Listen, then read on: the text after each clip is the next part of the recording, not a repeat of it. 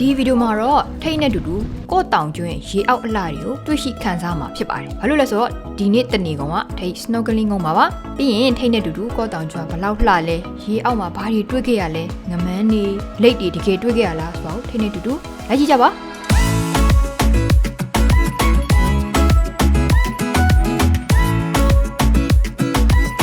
တောင်စိမ့်နေတယ်။ချင်းနေဘလို့တွေ့လဲဆိုတော့အဲ့မှာကြည့်လိုက်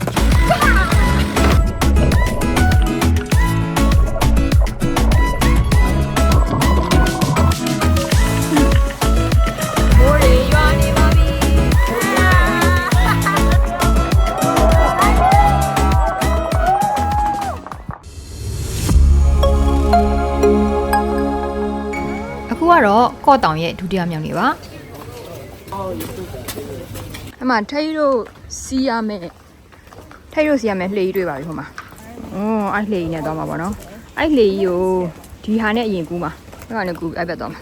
ထိတ်တို့ဟိုတယ်ရဲ့ဘေးမှာမနက်စာစားပြီးတော့တနေကုန် snorkeling trip သွားမှာပေါ့နော်ထိတ်ကတော့ Ecoda နေပဲဖြတ်ခဲ့တဲ့ Vito snorkeling trip နဲ့သွားခဲ့တယ်သူတို့ကကြတော့အရန်ကိုကျွမ်းနေပြီပြီးတော့ ကော့နန်းရွာ island မှာပတ်ပြီးတယ် snorkeling လည်းလုပ်ရတယ်လိတ်တွေလည်းတကယ်တွေ့ခဲ့ရတယ်ငမန်းတွေလည်းတွေ့ခဲ့ရတယ်ပေါ့နော်ဟိုးမှာတိုင်ပင်ဘုတ်ကြီးအဲ့နေခေါင်းမှာကြံပွေးကောက်ကြပဲဝါโอ้ look at that နော်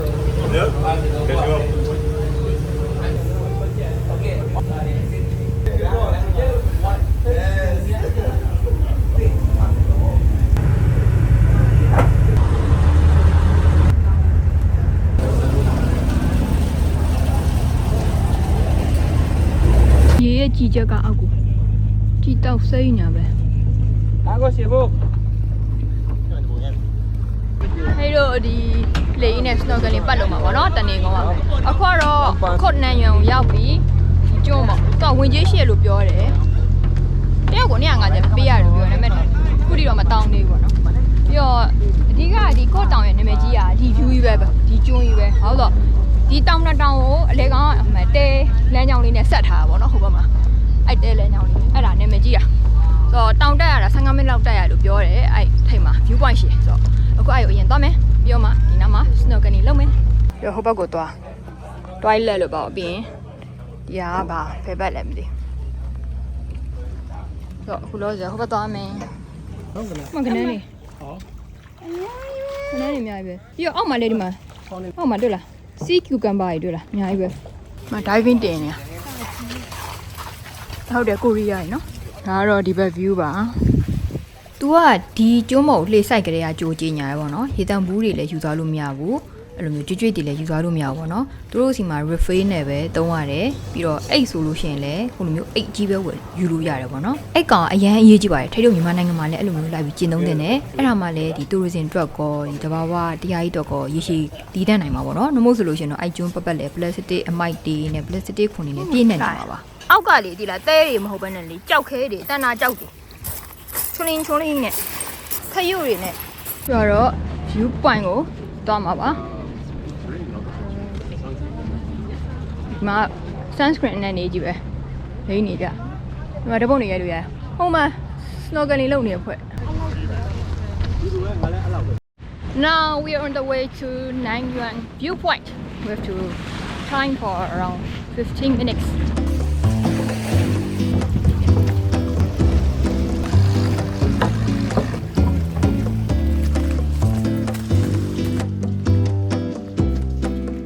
Don't climb to top rock တဲ့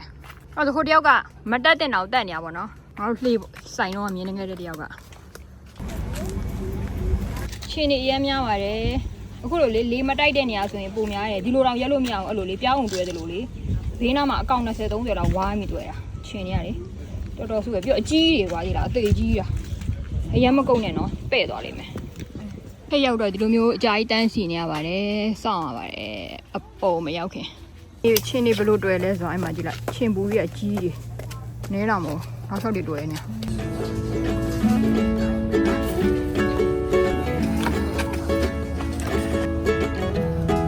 Hey, happy to pay.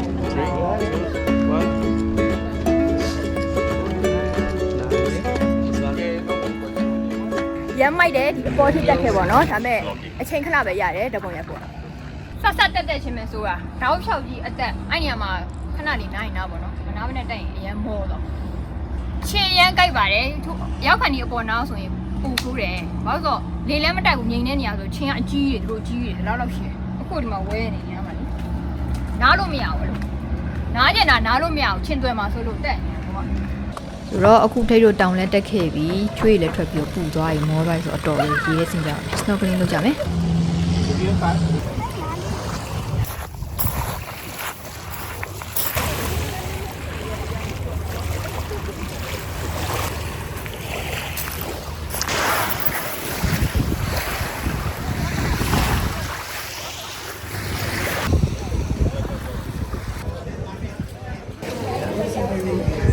No, speak again. No plastic bottle. Do not stand on the corner. ဒါနောက်ထပ်တနေရဒီဘက်ချမ်း shark bay လို့ခေါ်တယ်ဒီဘက်ကအမှငုံနေကြတယ်ငုံကြမယ်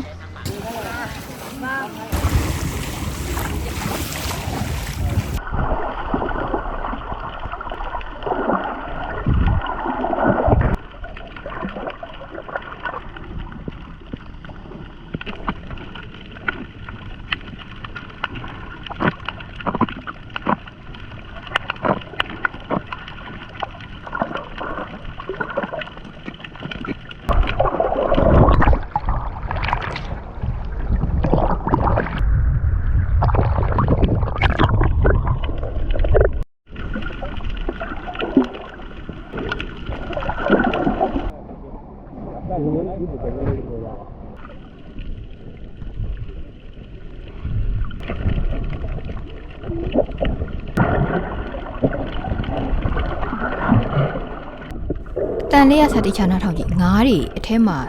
ရင်းညှိတွေကိုလိုက်စားနေချိန်မှာဂျူလီနဲ့သူတို့အဲ့လိုစားနေအတန်နေရစကြားနေရပါတယ်ဒီနေရာလေးကလည်းမစိုးလှရလို့တော့ပြောလို့တော့ရတယ်ဒါပေမဲ့အရန်တော့မစုံပေါ့နော်တနာကြောက်တန်းအပြော့တွေပါတော့မတွေ့ရဘူးပြီးတော့တခုမကြိုက်တာက sting အရန်ဖြစ်တယ်ဆူသွားတာအဲ့လို jellyfish တွေရှိရပေါ့နော်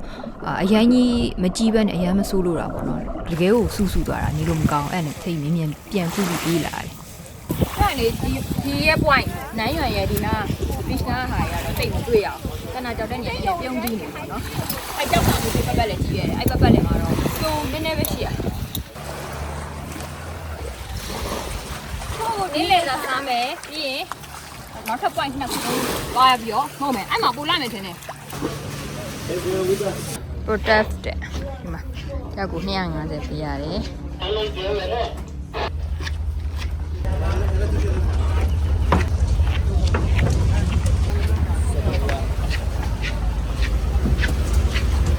မဟိုဘက်မှာလည်း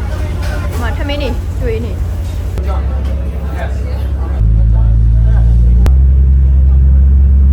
ဆိုင်ရောအဲ့သွားမှာခုကတော့ shark bay ကိုရောက်နေပါတော့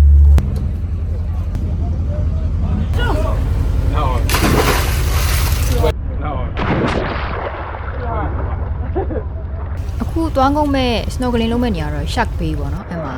ငမန်းတိတိလေးတွေ့ရမယ်လို့ပြောတယ်အခုနေရာရေပိုကြည့်တယ်လို့ပဲ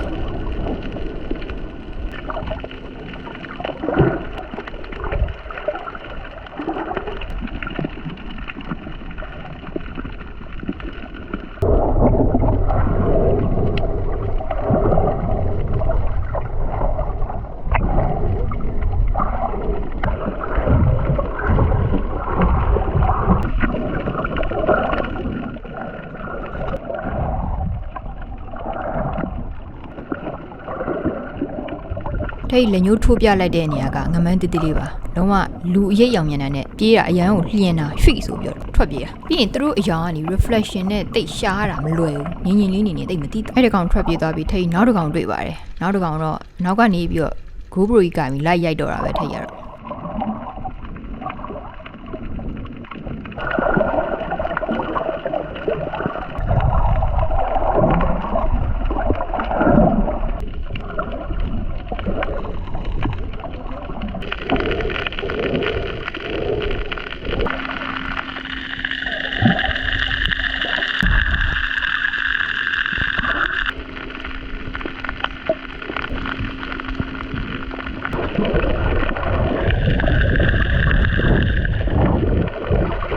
တို့လိတ်တွေ့ရတဲ့နေရာတော့နောက်တနေရာဖြစ်သွားပြီပေါ့နော်သူတို့တွေကဒီ local တွေဆိုတော့ဘယ်နေရာမှာဘာအကောင့်ရှိလဲဘယ်အကောင့်ကဒီနောက်မှာကျက်စားလေးရှိလဲဆိုတော့အများနဲ့တိနေရဆိုတော့သူကခေါ်သွားရပေါ့နော်အဲ့တော့အများနဲ့တွေ့ရတတ်တယ်ကောက်ကိုသွားရင်တော့တိမှာမဟုတ်ဆိုတော့သူကအရင်ဆုံးလိတ်ရှိတဲ့နေရာကိုထပ်သွားတယ်သွားပြီးတော့ကျတော့တယောက်ကအရင်ဆင်းပြီးတော့ကျလိတ်ဘယ်နားမှာရှိလဲဆိုတော့ရေကူးပြီးလိုက်ရှာတယ်ပြီးတော့သူလိတ်တွေ့တဲ့နေရာကိုပြောတယ်အဲ့နေရာကိုလူအုပ်လိုက်ကြီးကူးသွားကြတယ်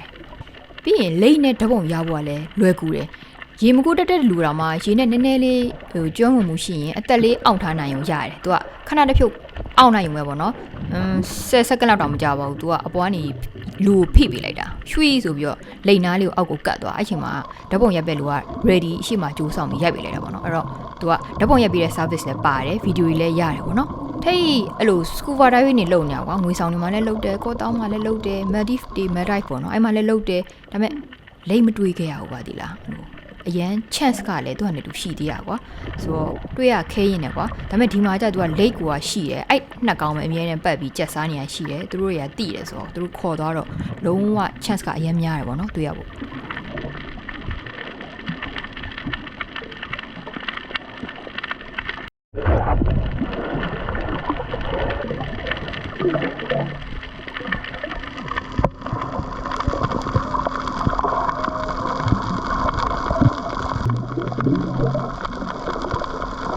အခုလိုလိတ်ကအပေါ်တက်ပြီးလေရှူတဲ့အခါမှာလူတွေကဖယ်ပေးရပါတယ်သူကလေကိုခဏလေးရှူပြီးအောက်ပြန်အကြာကြီးပြန်ကုန်နိုင်တယ်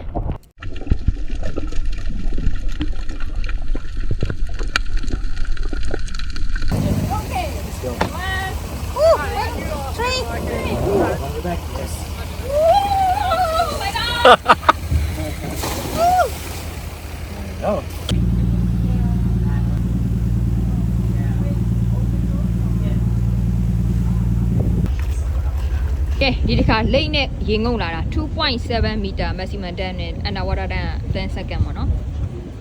ဒီနားမှာငုံတာပါပင်လယ်လေးကြီးနဲ့တွေ့ခဲ့ရတာဒီနားလေးပါအမေပုတ်လိုက်ကြီးငုံနေကြတာကွာအဲလိတ်နောက်လိုက်နေရပါတော့အမေလိတ်ကြီးရှိရလိတ်ရှိရနေရဆိုလူလေးရအဲ့လိုလေးရှိရအဲ့တော့ဒီမှာလဲလိတ်ရှိတော့တယ်ပေါ့နော်လူတွေအများကြီးပဲဒီမှာလဲလိတ်ရှိတော့တယ်ဟောတုံးဖွဲ့ပေါ့ဆိုတော့အရန်မိုက်တယ်မိုးတွေရွာတော့မယ်ထင်တယ်ဒီလားတိမ်နေကြလာပြောမယ်တိမ်တူကြီးတက်လာပြောလားအငွေတွေတောင်ပေါ်မှာတိမ်နေမိုးတွေရွာနေပါပြီမိုးတွေရွာနေပါပြီမိုးတွေဆဲချနေပါပြီ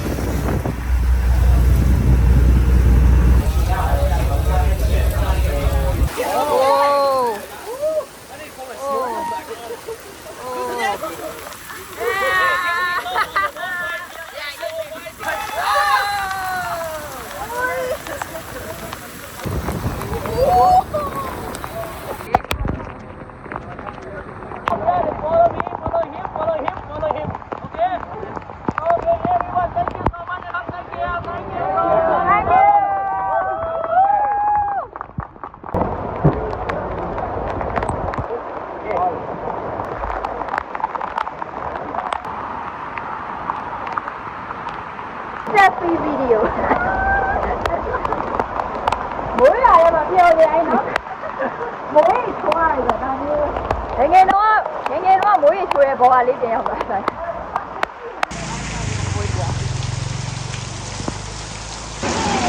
မိုးရေမှာအရင်ပြောပါနေပါရဲ့တစ်ခါမှမိုးရေအောက်ထဲမသိတာကြာပြီနော်အခု cost တောင်ရောက်မှလည်းဒီလိုမျိုးပြင်ပြတော့ဒီလိုမိုးကအထုပ်မကောင်းကြီးတာလေအခုကျတော့ ready made ပဲဆိုတယ်တော့ထိတို့ခမ်းပါရှစ်တဲ့နေရာတွေမှာဒီကူးကန်ကြီးနဲ့ဟိုမှာခုကြဆောင်ရတော့အကောင်းဝင်နေရတယ်မဟုတ်လား